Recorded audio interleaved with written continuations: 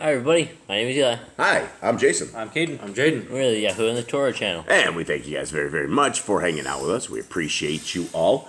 We are the family who believes what, Eli? We believe the laws, statutes, and commands of our Creator are still around. They were never nailed to the cross, that we should still be keeping them to this day. We also believe that our Creator's name is Yahuwah, not a title like God or Lord. We believe that His Son is Yahoshua, not Jesus, because there were no J's in Hebrew. And we believe that He died for our sins, but He did not abolish the Torah. Yeah, and that's all based upon scriptures that we have discovered all this. And before we read scriptures, we didn't know any of this. In fact, I was a good Christian for 25 years of my life. And for anyone who understands what a good Christian is one of these guys that is sitting there waving as Messiah says, "Depart from me." And we're all on that little boat that is the boat's heading to Sheol. And we're all sitting there waving on the boat. And we're like, "Lord, Lord, wait, did we not say things in your name? Father, help us." And then Messiah will go, you are Torahless. You did not want to keep my Father's laws, statutes, and commandments. As grim as "depart from me" sounds, depart from me. And that'll be the last things you hear as your boat floats away to Sheol with the rest of everybody, and everybody stops waving, and everybody kind of just looks as Messiah drifts away from the shore. And that's it. So we hope that you guys are able to find the way forward. The way forward is not found on people on YouTube. The way forward is not found anywhere other than the book, the scriptures, the first 5 books of the scriptures: Genesis, Exodus, Leviticus, Numbers, Deuteronomy, and Matthew, Mark, Luke, and John. And by those 9 books, you can figure out the way to the kingdom. But those 9 books are very, very imperative to everything that we do. Now, we are in Yah's Scriptures here. Yah Scriptures is available. We finally have a new date. Mystical, you said it's the middle of June, right? Yeah. Middle of June. Paper was ordered yesterday. Everything was done. They're sending us a proof. We are very, very, very, very sorry for this delay in this. Again, for anybody that wants to cancel it, you guys can definitely cancel it. To anybody who has had an order in, it will be first come, first serve. Everything from logistics, everything is now working very, very, very well. We are excited for this, and this is the only scriptures that has the name of our Creator, the name of His Son, all of our forefathers. Everything has been changed up. All of the bad translations have been pulled out of this. This is a very, very, very good translation. Again, it's 3,153 pages. It's what this book will end up being. It will be, you'll have 3 bookmarks in it. It's a 14.5 font, which means everybody should be able to see this, even the oldest among us. Until our vision is completely gone, we should still be able to read the Word of Yah. And it is put with all of these books together. So it's $70. And guys, the biggest thing about this is not so much as anything with the book, but the ability for us to be able to help the prisoners, our brothers and sisters in chains. The brothers and sisters in chains are our main mission. These are the people that have been neglected for many, many years by many, many organizations. And there's actually grifts and frauds where the people in jails were supposed to be getting scriptures for all these years, and people never did. And so people were basically making tremendous amounts of money. 100% of anything from this book goes back into the prisoners. Boss Clan, us as a family, we make nothing. We never will. There's not a single person on payroll. There's nobody. Actually, let me take that back. We have a distributor who will technically be on payroll, but is a very, very good, cheap rate, and so they will be on payroll. They will be getting these scriptures out. We found out yesterday these scriptures, they will come shrink wrapped, and so you will have them. Not only will they be like in a regular box, but they will be protected even more on the packing and shipping over there, which we thought was kind of cool. So guys, that is this. If you guys would like to download the scriptures of Yah Scriptures right here, it is the single column revision 5 ready to download. The Apocrypha is ready to download. All of these are the latest versions of what we have. Actually, I think there might be one more version we're going to be putting out there.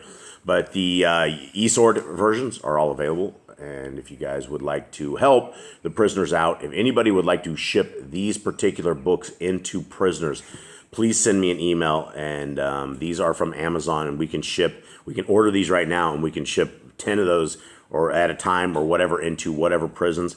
There's $2 or $3, I think, profit on all these. It goes back into the prisoners. And these are all books that everybody, should have in their library, as well as the prisoners have never, ever seen any of these books like this. And so we have lists of guys right now who would gladly accept these books if people are willing to get them for them. All right, gentlemen, we are here. That's a long intro. That was a very long intro. That was 5 minutes. So sorry, guys, for all of that. Gentlemen, Jade, we are into the 29th chapter of SHEMU'EL. Can you give me a breakdown of where we are to this point? Yep. David, from Shaul, they made a peace. They chased David again. He's trying to kill him. David fled to a land with Achish, and Achish thought he'd be like his slave forever. He wanted to fight his wars for him. And Shaul, he was not getting word from Yahuwah. Yahuwah refused to talk to him anymore. He went and found a spiritist or a medium, which in the Torah says not to do. It says do not do that. It's evil. And so Shaul had driven out all the medium and spiritists, but he asked his servants if they knew if anyone was in the land. They found someone in the land, which I guess Shaul didn't know about, but his servants didn't. They just let her live in the land. So he went to her. They raised up SHEMU'EL's dead spirit. SHEMU'EL told him that he, Shaul, and his sons will die in battle, and that they're not going to make it. Now, we were speculating on whether or not Shaul really did bring back the apparition, the ghost, or the soul, or whatever it is, of SHEMU'EL.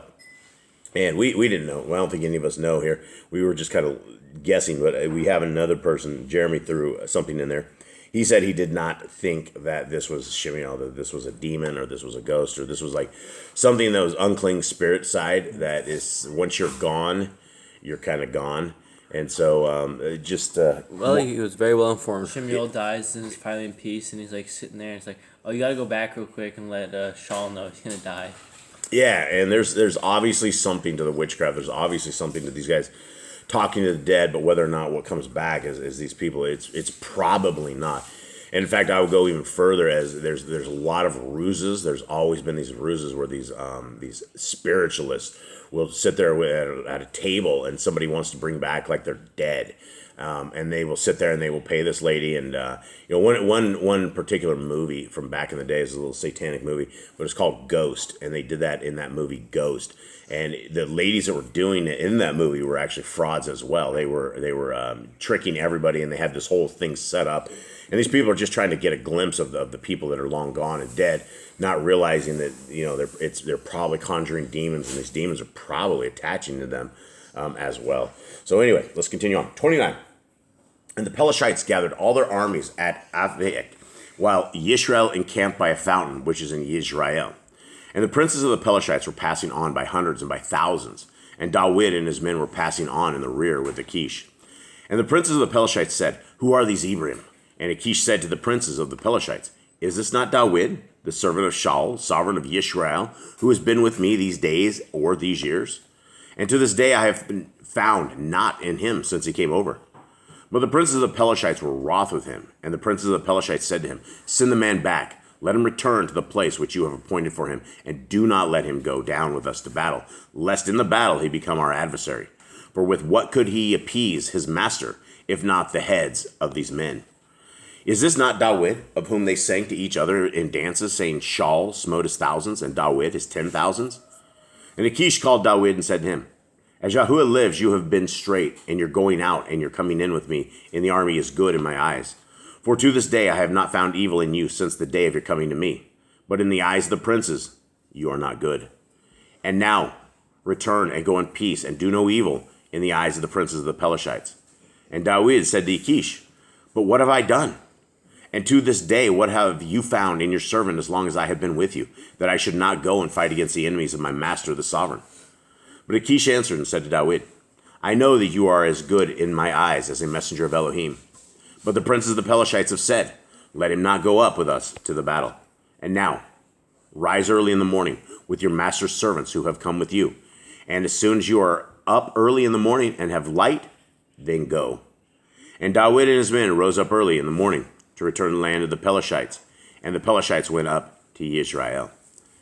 All right, short and sweet. David just got kicked out of his land. Achish, at first you'd think, look at him, he's evil because he's like, oh, David will be my servant all the days. And then he's like, you're good in my eyes. I'm not going to do you any wrong, but you got to go. The people here don't like you. Yeah. Because he was a foreigner, he was much, much powerful than them. It probably scared them that they had someone that powerful in their land and like, we can't beat this guy. If we go to war with the guy turns on us, we are all dead. Yep, probably smart on them for just doing that, even though he was no threat at this particular point. He will definitely become a threat later. All right, everybody, thank you guys very, very much for hanging out with us. We appreciate y'all. Have a wonderful day. All right, We're out.